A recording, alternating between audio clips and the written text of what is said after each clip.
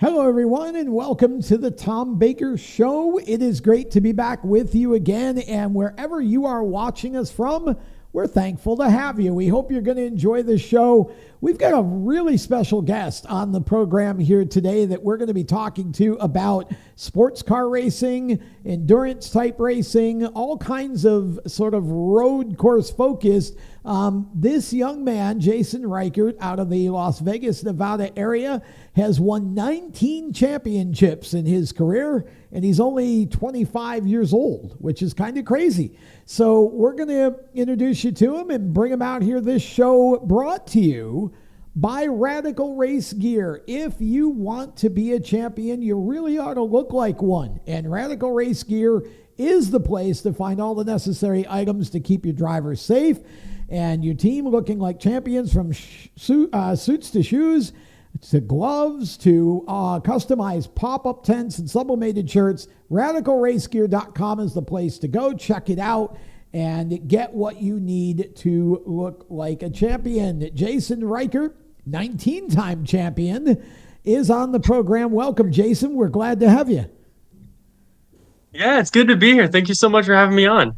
Well, I've been wanting to do a long interview with you for a while, and this is the perfect forum to do it in because when I look at the world of sports car racing, they have the same sort of driver development kind of programs around that part of the sport that we see in NASCAR and IndyCar and wherever else. But you kind of took a different path, and now you are basically a winning program in sports car racing. You now have your own team, and you're bringing other drivers along, and you got some pretty ambitious goals. So we want to get to all of that. But first, let's start with today, talk about Jason Reichert Motorsports. Yeah, we're an endurance racing team. We just finished building a BMW with the LT motor in it. It's very similar to an LS engine. So it has a big muscle car vibe to it when you're racing Love it. it. And it has an 8 HP transmission, so it has the paddle shifters. And we're running that car in GTO in World Racing League. And then we're also Okay. running an STU in the NASA series. Okay, so let's talk about World Racing League for a minute, because I don't think probably a lot of our audience may be familiar with that league, and even with NASA. And of course, we're not talking about the space people, folks. It's a racing series. Can you just talk for a minute about those two series and how they position, say, in comparison to IMSA, which is the one everybody knows? Yeah, World Racing League is just one step below IMSA, basically. They run 8-hour race formats. The major difference is they run DOT tires instead of racing slicks, Okay. which they do that primarily to make the budgets a lot lower for everyone racing on them. The tires are less expensive, they last way longer, and that's usually their biggest difference. You'll see a lot of IMSA cars racing in World Racing League. Like all the GT4 cars run in World Racing League. There's Oh, some wow. GT3 cars that get detuned to race in it. Yeah, so you race a lot of the same cars, and it's just a fraction of the cost of racing IMSA. So, and tell us about NASA, because I think NASA has some really good programs for young drivers who are up and coming in particular. Oh, absolutely. They have a Mazda program where they take, I believe it's drivers all the way down to 13 and Yeah, 14, and they get 13. them into Yep. cars really, really early, which is awesome to do. The faster you get into cars and out of go-karts, the better. Yeah, it just helps you move up the ladder much quicker. And And then you, we run in the super touring class. okay, And super touring is very similar format to World Racing League, where everything's a power to weight ratio. So okay. they equalize all the cars by how much horsepower you have. They make you run this a proportionate amount of weight to really level the playing field. So it really comes down to the driver a lot more in that series.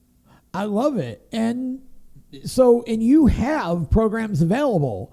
You have Miatas, you have programs available for these younger drivers to kind of come in. That's the on ramp into Jason Reichert Motorsports, right? And then they can work their way up into the WRL. Yeah, absolutely. So we have two Mazda Miatas that we usually start our drivers in. One of them is it's a fully built out Mazda with an aero kit, and one of them has a high compression motor on it, so it runs about 20 horsepower more than just your standard Spec Miata. And then we have a turbocharged Miata, which is a full 100 horsepower over what Spec Miata is. A And those two turbocharged are Miata. Wow. Oh yeah. Okay. Those of you watching this, I just want to say this one more time, a turbocharged Miata. That sounds like an oxymoron and maybe even a little bit of blasphemy going on there. I want to know how fast that sucker goes. Yeah, it's really quick on track. When we haven't raced it yet, but during testing, it's a fun car. It is I very, very bet it fast. is. The downforce on it is crazy. When you put a ton of aero on a Miata, Miata's already one of the best handling cars ever. And when you just slap a ton of downforce on those, they make them even better. We're going through the apex of turn 9. Our lowest speed is 93 miles an hour through it. So it's pretty Wow. crazy what we're getting out of that car. And that's in our low downforce layout. Like we trim everything out as much as we can. So Oh, it's a crazy man. handling car. I bet we've got some folks in our audience that are like probably throwing things at the TV at this point. Like, why are you doing that with a Miata? But that's really cool. I'd actually like to see that in action. That would be fun.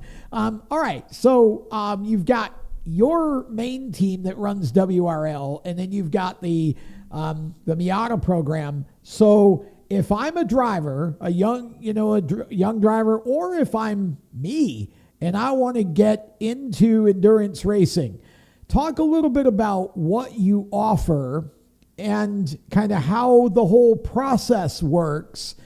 Because you're not just looking for young drivers, are you? No, not at all. We take all drivers. Anyone that has any interest in racing, we can throw them into race cars and get them really fast, really quickly. Our biggest advantage is our driver coaching. Me and several other pro drivers are driver coaches on the team, and we go over data. We go really in depth in video. So we really train guys to be fast really, really quickly. And that's the biggest benefit to us is there's a lot of teams out there where you sign up, you drive, and then you kind of leave. That's basically how their format works. We spend a lot of time with going over data, going over everything on getting drivers fast. And we can take you from all experience levels because we can put you in our Miatas first and then move you up into our Mustang and then move you up into our BMW after. So if I wanted to start racing with you, I'm certainly not 14 or 15. So what would be the process if I wanted to come in and run some races? How would you start me and what would be the process? The best thing to start with, if you've never raced before, start in the Miata, run a few races in it, run a lot of testing days with us, and then we evaluate and let you know like when you're ready to move up to faster and faster cars. And Okay. what's cool about all our cars, they're very tunable, so we can move them into any series we want with our power levels.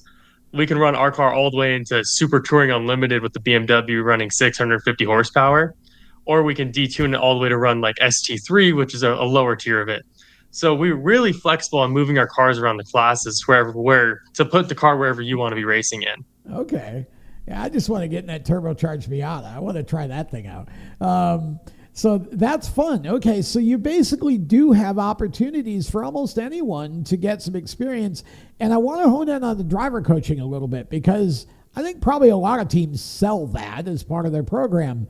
But you are sort of, I don't want to call it an obsession. I just want to say that you are way more detailed with it than I think probably a lot of other teams are. Can you talk a little bit in detail about the actual driver coaching that a driver gets and how you can help them accelerate their learning curve?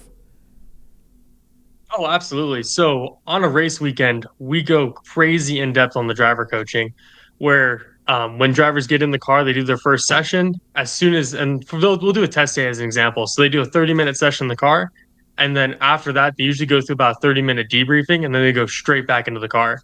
So the Okay. whole time you're either driving the car or getting coaching in the car. So it's pretty much 8 hours straight of getting you faster, whether you're in the car or out of the car. And then we go over everything from brake traces, steering angle. We'll go over video for a lot of, especially when you're starting out, video is pretty useful getting the driving line down. And once you get the driving line down, you're really just searching for those tenths of a second. And that's usually just in the braking, how you're getting on the brake initially, how you're releasing the brake, and then eliminating a lot of bad habits people don't even realize they're doing out there.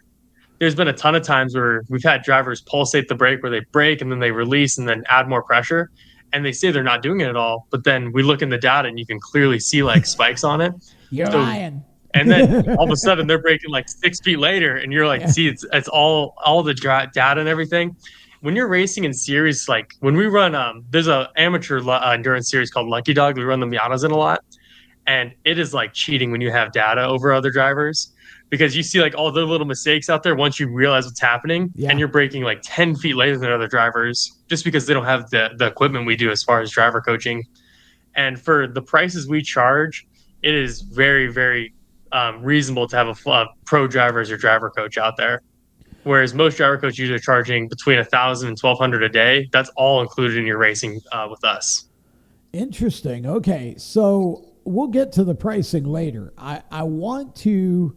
We're going to take a break here, and then when we come back, I want us to get into your background a little bit because I want to know how you got to 19 championships, and I want you to walk through your story because you've driven a bunch of different types of cars. This is not amateur hour for you. You know what you're doing, and your dad obviously is a big part of this too. So we'll talk more with Jason Reichert on the other side of the break. Be right back.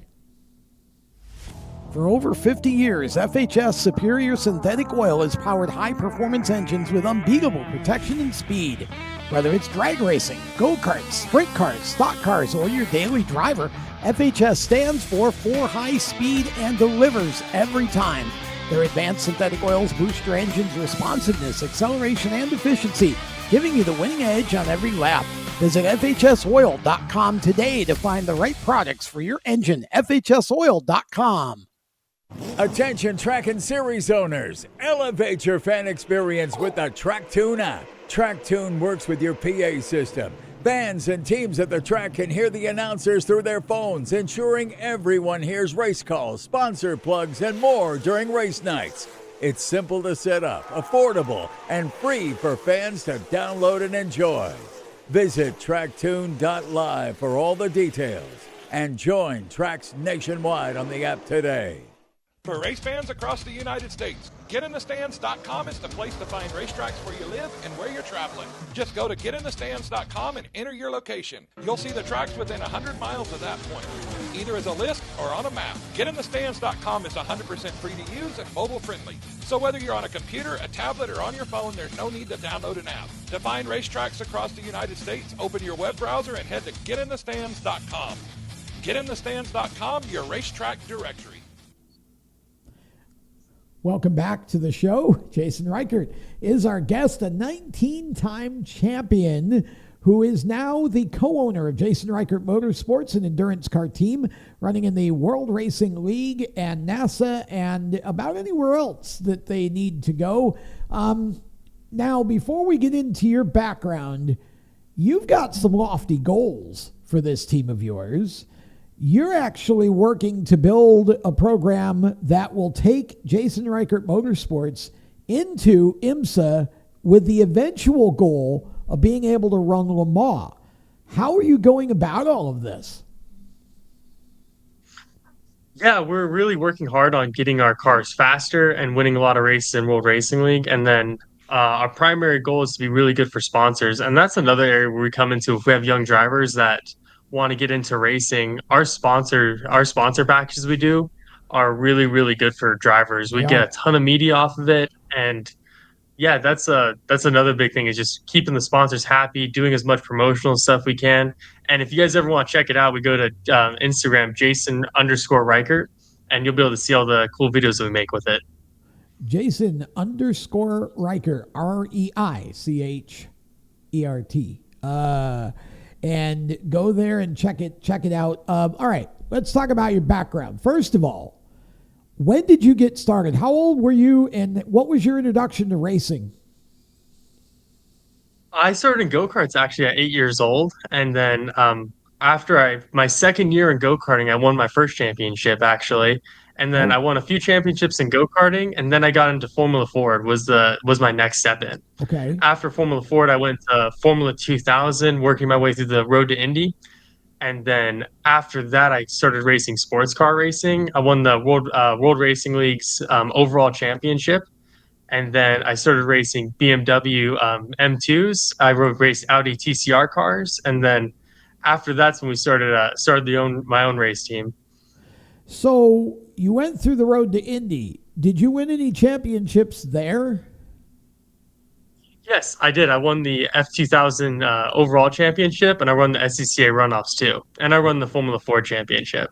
Wow. Okay, so you've driven a lot of different types of cars. And you've also been doing this long enough now, you're in your mid 20s, so you kind of see how the world currently works. You own a race team.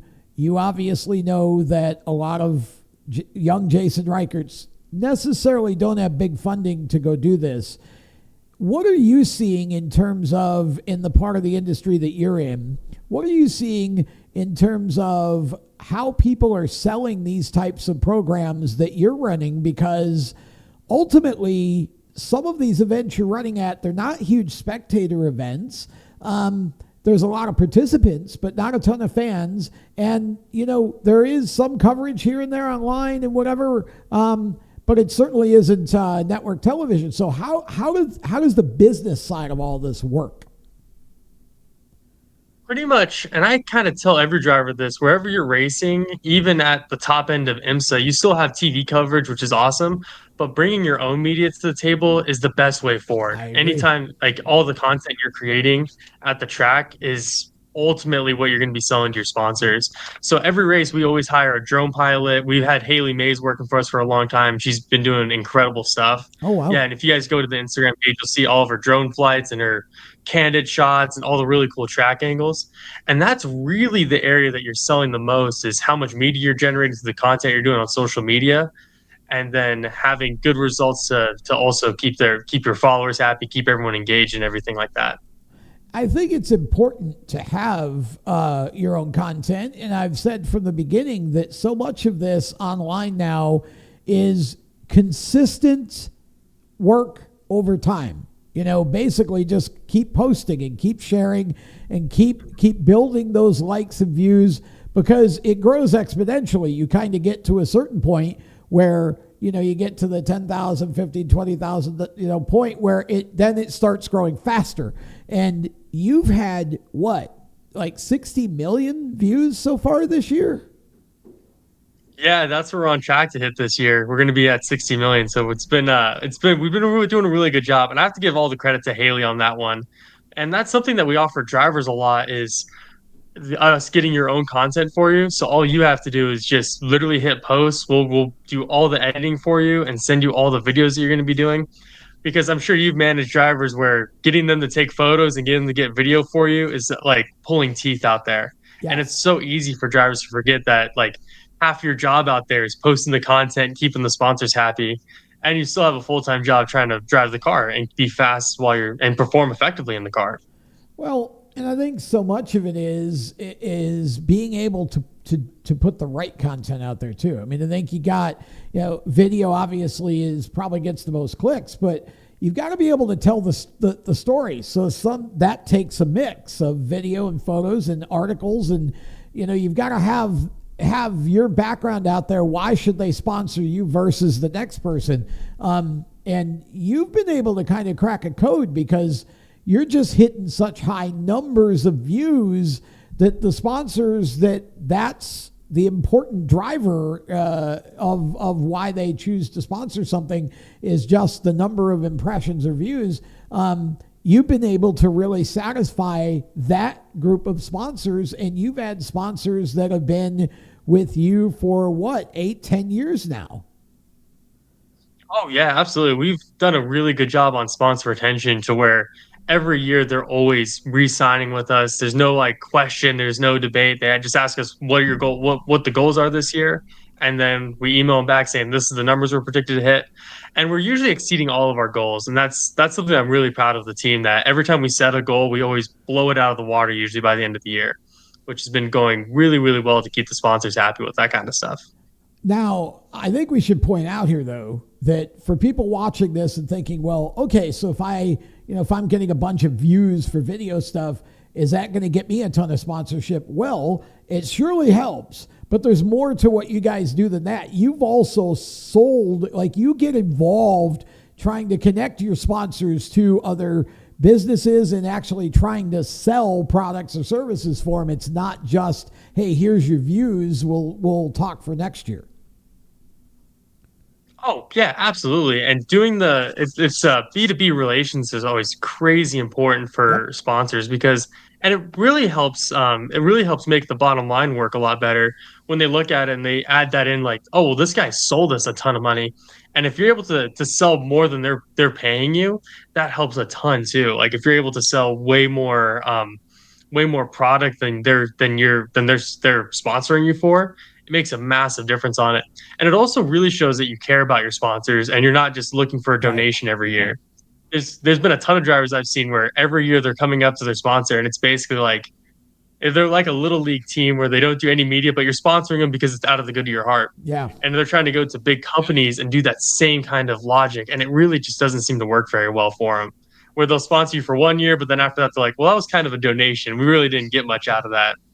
And then it's all the little things you do too, like getting them a plaque of the car with their logo on it, where all the drivers sign it and they can hang it in their office. Little things like that go a long way with sponsors. Yes. Yeah. Show them that you care. That's really the deal. And you're building true partnerships, really. It's not a sponsorship. It really is a partnership. And I know that distinction gets debated a lot in the business part of the industry, whether you should call it a partnership or a sponsorship. And for me, they're two entirely different things. At the level where you're actually going out and connecting them to other businesses and, and selling for them and all of that, that becomes a partnership. It's a two-way exchange. You're not just getting money out of them. You're actually making business happen. And those are the best kinds, because if you can do that, then you become an extension of their sales force. And, why wouldn't they come back, especially like you said, if you're returning more than they're giving? Oh yeah, absolutely. When we've had sponsors where we get a commission rate on them, you're never going to lose them because they're never going to fire you because Right. you're selling stuff. So they know like most of your income's coming from actually selling products. So they're not gonna cut you ever. Like you'll be able to keep them as long as you want, go as high as you can.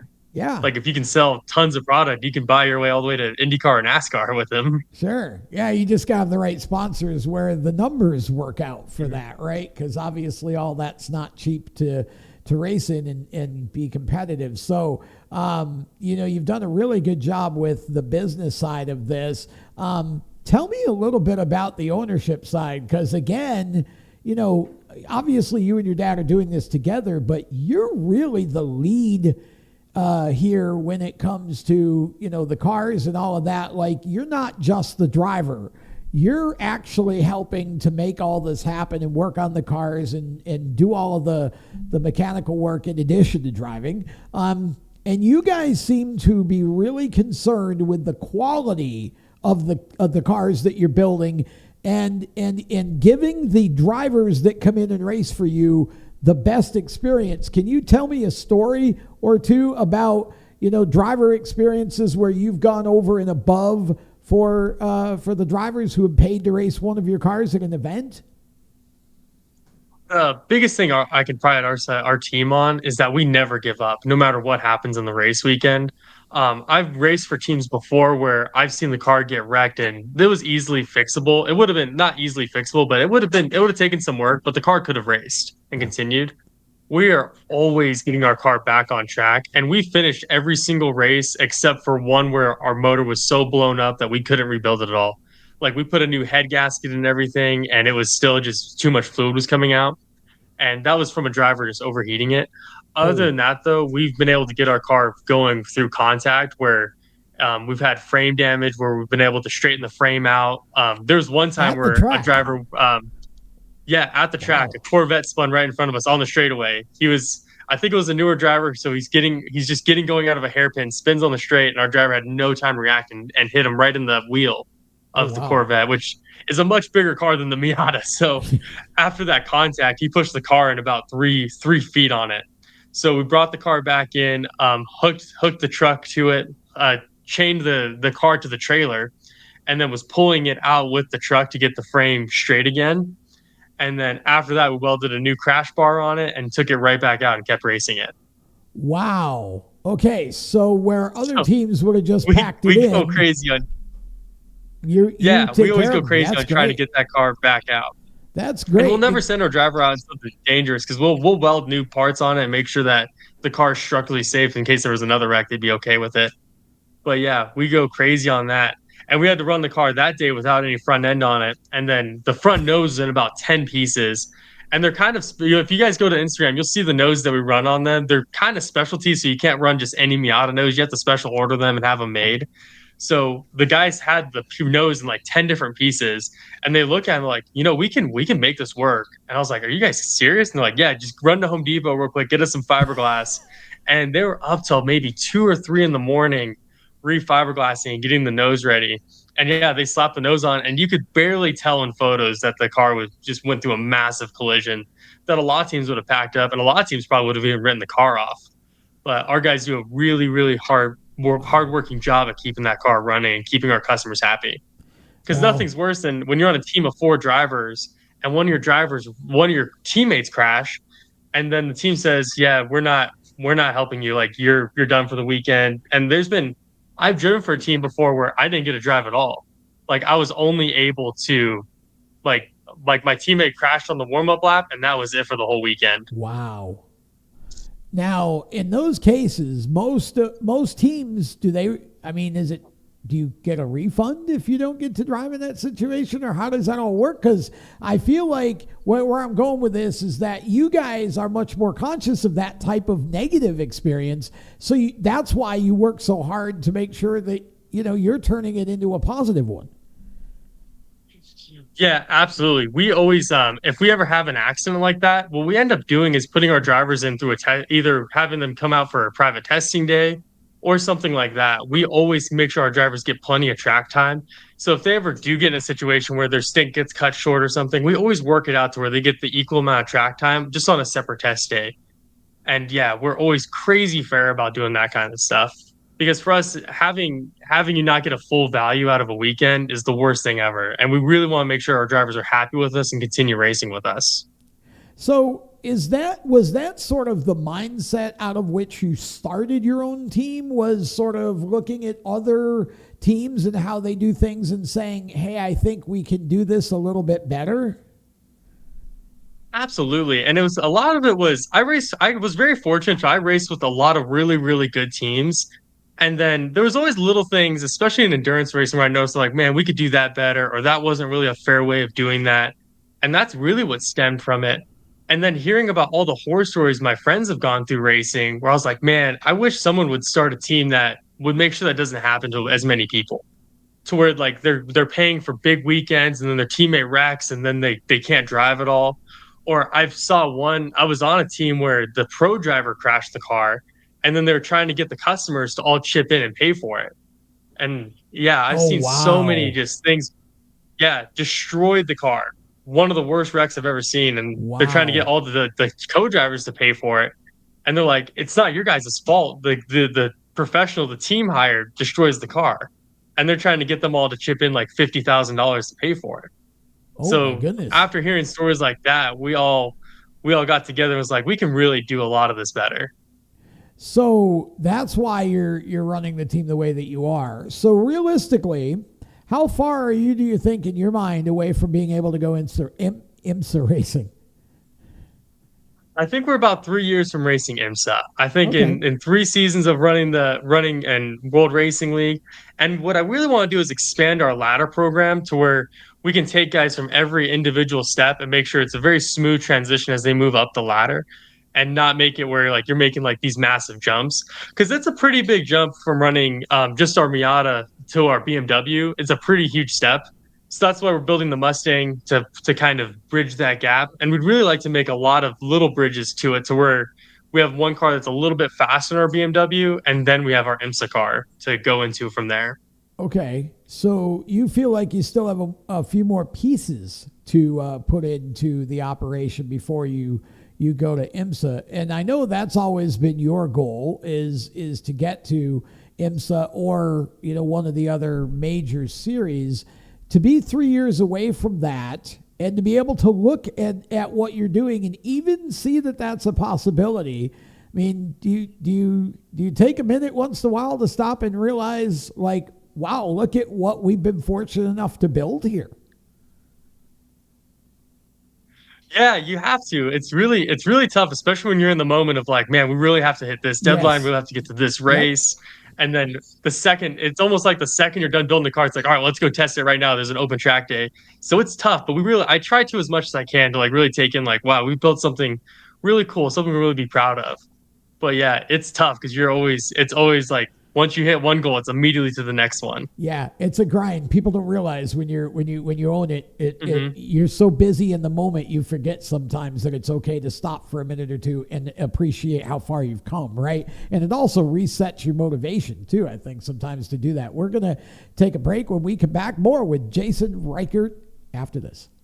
Attention track and series owners, elevate your fan experience with the TrackTune app. TrackTune works with your PA system. Fans and teams at the track can hear the announcers through their phones, ensuring everyone hears race calls, sponsor plugs, and more during race nights.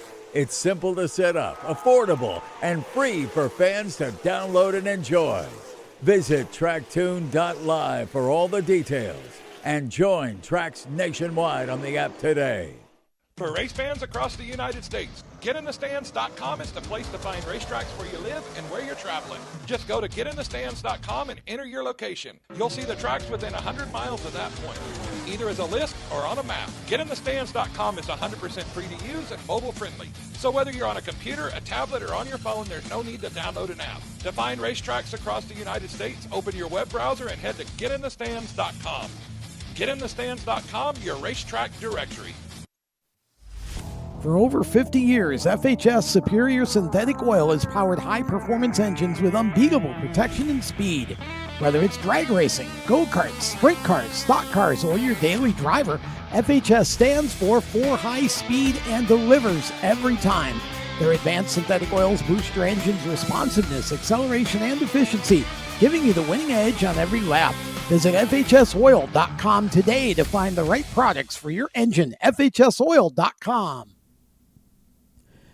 Welcome back to the show. Jason Reichert is our guest, and we're talking endurance racing from beginner to advanced is basically where we're at here. And a lot of people don't realize how many sort of entry-level series there are out there, Jason. There's Champ Kart. There's Lucky Dog. You mentioned earlier, NASA. Can you talk a little bit about, again, if there's someone who's watching this, they're thinking about going racing in that direction. What should they be looking for, and what training should they have, and what kind of costs are there? Because I don't think people realize how affordable some of this is when you compare it to the track time you actually get. Oh, absolutely. The cost is pretty crazy and once you get into racing, the entry level stuff, I'll tell you right now, our price is about $2,500 to $2,800 to run our Miatas. Okay. And it's very affordable for when you're getting 3 days in the car, 6 hours of total track time. So you're getting tons of value added into it. And then if you're looking to get into it, the biggest thing is getting a team with a good driver coach and then getting onto a race team. A lot of people do spend a ton of money in the driving school circuit, and I feel like that's not the ideal way of doing it. Primarily because we've seen drivers where they've come out of doing multi-day driving schools, and then we've had drivers who have done zero driving schools at all, and usually they progress at the same rate. So a lot of times the stuff you're learning in the driving school is stuff that we can teach you really, really quickly in the car. And driving schools are usually between $7,000 and $8,000 for a 3-day program. So for us, that's 3 whole race weekends, and you're getting 20 hours of driving time at that point in the car. So it's usually a lot better value just to go straight into find a team that can do testing with you, get a couple of testing days in the car, and then go straight into the amateur endurance racing. That's an interesting comparison, and I didn't realize the differences between the two. I know one of the things I keep hearing about is, of course, because this type of racing, left turn, right turn, and you're shifting and all of that, is the ability to heel toe and really basically take care of the clutch, take care of the transmission. How important is that to be able to do those things, and how quickly can you teach a bozo like me who's never driven a stick well how to do it? We can teach you guys, we can teach almost anyone to heel toe in usually about a day. It takes about a day to get them to where they're rev matching enough to make the transmission happy. You can get to the point like you're really, really good at it and you're just passing through gears super quickly, which it's more important when you're driving really, really high horsepower cars that have 7 to 8 or 7 gears, 6 to 7 gears Yeah. in them, and you're popping through really, really quickly. In the Miatas, you're only doing about 1 to 2 shifts, and the brake zones are pretty long, so you have time to really get them in. So you're not crazy stressed on it. So it's Okay. a pretty user friendly transmission. The only thing the transmission isn't helpful for is when if you bang it into gear and you have zero heel toe, that's when sometimes you can cause a lot of damage to it. Yeah. But overall, the Miata transmissions, they're one of the easiest ones to heel toe downshift, and even like bad heel towing will be plenty good enough to be crazy fast in the car. Okay, but you built something into the BMW that I want you to tell us about, because I would have never thought about doing this, because you hear, oh, it's got to be a manual. You've got a little trick for your BMW car, which I think is pretty funny. Talk about it. Oh yeah, we have a ton of crazy modes, and we have to give a big shout out to Turbo Lambic because they're the ones that made the system to where we can have the car run full automatic to where it shifts all I'm for in. you, and it's not like it's bad. Like it's actually really good. If anyone's ever track dayed like a car where you can drive in an automatic, you'll know the shift points are always weird. Like the car will upshift out of corners out of nowhere, and they'll downshift out of corners, and do a lot of weird stuff with the transmission. But we can program our system to where it shifts exactly when you want you to, and we can kind of customize it to each individual track to where it knows if you're coming out of this hairpin at this speed, you want to be in this gear. And it's not going to mess you up at all by having a random downshift in the middle of it. So you can run that car in fully automatic. You can have it upshift on its own and you do all the downshifts, or you could have it you could have a downshift on its own and you do the upshifts, but there's no real point to that. Downshifting is usually the part that you want to be in control of. If you're giving something away, usually it's just the upshifts, or you could run the paddles all the whole time. So it's a pretty unique car to where you could take a lot of guys who are like overwhelmed by a lot of stuff, and you can just take that one variable out, and sometimes it makes a big difference for them when they can just not have to think about shifting at all. Okay, so a couple minutes left, and I love that because that just opened you up to a whole other market of folks, right? And probably there would be uses for that, especially in an initial test day. Let them get used to the braking and all of that, and the line, and not have to worry about shifting. I could see where that could be really helpful if you were trying to do that. We got just a couple minutes left. Okay, so Miata, relatively 2,500 to 3,000. Talk a little bit about BMW. Like, what are your price ranges, and where, what is beginner and what is advanced? Yeah, so for our BMW, we're 8,500 to race the car, and then with the BMW, you get 2 private test days alongside that. Okay. So you get a race weekend, and then you get 2 additional test days on top of it. Great. So you basically get 3 test days and 2 race days at $8,500. Okay. So it's a pretty crazy deal to drive it, and it's a crazy fun car. It's super loud. Like, you get all the muscle car you want out of it with a great chassis that BMW makes the best chassis in my opinion.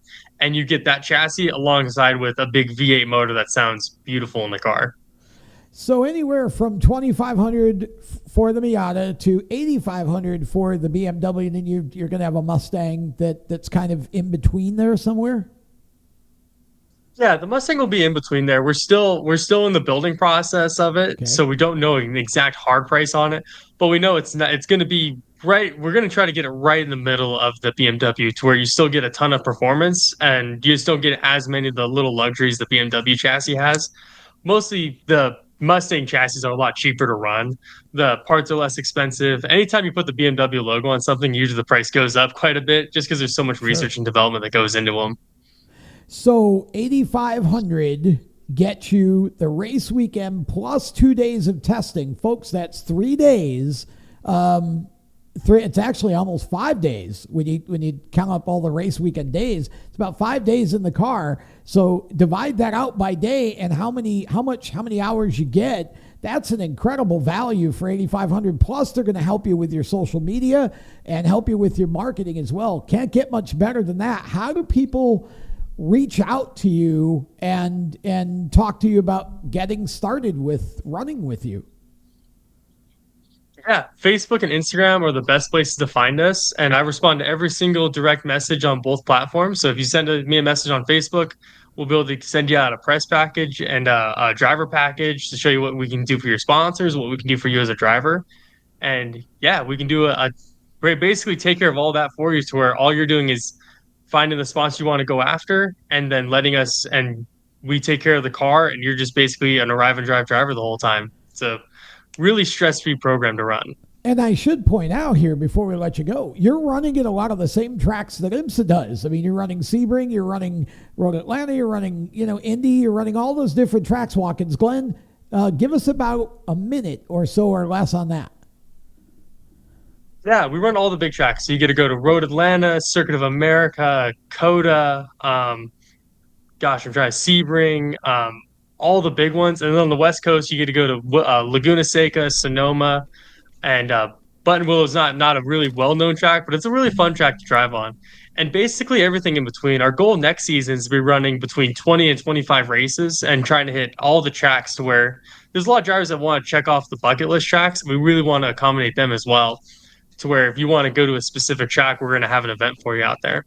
That's great. Okay, so Jason Reichert, look him up on Facebook or on Instagram. And, of course, keep a watch of the Steering Wheel Nation socials, because we try to parrot a lot of what Jason's doing at Steering Wheel Nation on Facebook and Instagram. I am at Tom Baker TV on Instagram and LinkedIn as well, if you're on the business side of things. And again, sponsors, if you're looking for a place to go where you're going to get a ton of views and be able to really have an impact, that Jason Reichert Motorsports is a great fit. So Jason, thanks a lot for being on the show. We really appreciate you taking some time, and look forward to keeping up with what you're doing as you go forward and keep building the team. Absolutely. Thank you so much for having me, Tom. We really appreciate it. That's Jason Reichert, and that's going to wrap it up for this episode of the Tom Baker Show. A quick episode it was, and we want to thank all of our sponsors for being a part of it. Of course, Radical Race Gear is our title sponsor again this week, radicalracegear.com. If you need driving gear, if you need sublimated shirts, crew shirts, customized pop-up tents, all of that, radicalracegear.com is the place to go. I have known Butch Lamb since we were in middle school together, so I know that he does top-notch stuff and will take great care of you. So radicalracegear.com. Thanks also to Track-Tune as well for still being part of the show, and FHS Oil, FHSoil.com. Go check them out as well. 55 years of helping teams win with the proper lubricants, based right here in South Carolina. Okay, that wraps it up. Thanks for watching, everyone. Until next time, make sure you keep a watch on our streaming channel on the PowerTube TV platform, and steeringwheelnation.com is our website, and we've got some fun stuff coming up over there this summer as well, so check it out. I'm Tom Baker. So long.